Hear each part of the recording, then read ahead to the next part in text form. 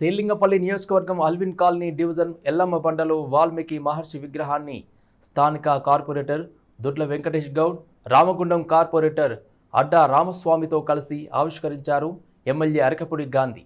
ఆనాడు ఎందరో త్యాగధనుల విగ్రహాలు ట్యాంక్ బండ్పై పెట్టిన గత ముఖ్యమంత్రులు వాల్మీకి మహర్షి విగ్రహాన్ని విస్మరించడం సిగ్గుచేటన్నారు. ఎల్లమ్మ బండలో బోయ కిషన్ ఆధ్వర్యంలో ఏర్పాటు చేసిన వాల్మీకి విగ్రహాన్ని ఆవిష్కరించడం గొప్ప పరిణామమన్నారు. ఇప్పటికైనా రేవంత్ రెడ్డి నేతృత్వంలో ట్యాంక్ బండ్పై మహర్షి విగ్రహాన్ని ప్రతిష్ఠించాలని కోరారు. అదేవిధంగా బోయ కులస్తులను గత ప్రభుత్వాలు విస్మరించాయని, ఇప్పటికైనా బోయ కులస్తులను ఎస్టీ జాబితాలో చేర్చే విధంగా అసెంబ్లీలో బిల్లు ప్రవేశపెట్టి పార్లమెంటుకు పంపాలని కోరారు. వాల్మీకి మహర్షి విగ్రహ ప్రతిష్టాపన కోసం మమ్మల్ని ఆహ్వానించడం జరిగింది. దాంట్లో భాగంగా ఇలా ఎల్లమ్మ బండ రావడం జరిగింది.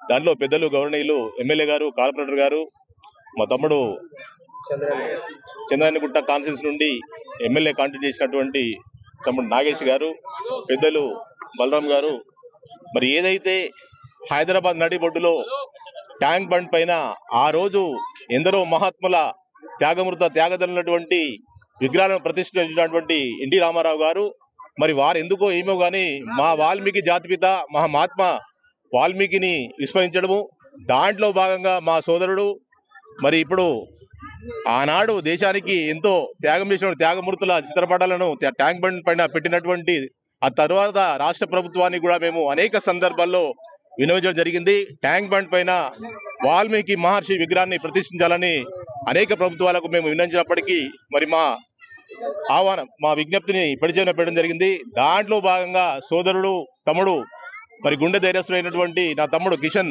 ఈ రోజు మహాత్మా వాల్మీకి మహర్షి ఒక విగ్రహాన్ని ప్రతిష్ఠించేందుకు వారికి ప్రత్యేక ధన్యవాదాలు తెలుస్తున్నా. ఈ వాల్మీకి జాతి ఉన్నంత వరకు మా తమ్ముడు కిషన్ చిరస్థాయిగా నిలిచి ఉంటాడని చెప్పి, అదేవిధంగా ఏజెన్సీ ప్రాంతంలో ఉన్న మమ్మల్ని ఎస్టీలుగా, మైదాన ప్రాంతంలో మమ్మల్ని బీసీలుగా ఈ రాష్ట్ర ప్రభుత్వాలు మమ్మల్ని విశ్వసిస్తున్నాయి. ఈ రోజు రేవంత్ రెడ్డి గారు ప్రతిదీ అన్ని కులాల వాళ్ళని, మొన్న కూడా 59 కులాల వాళ్ళని కలపడం జరిగింది. మరి మమ్మల్ని ఎందుకు విస్మరిస్తున్నాడో అర్థం కావట్లేదు.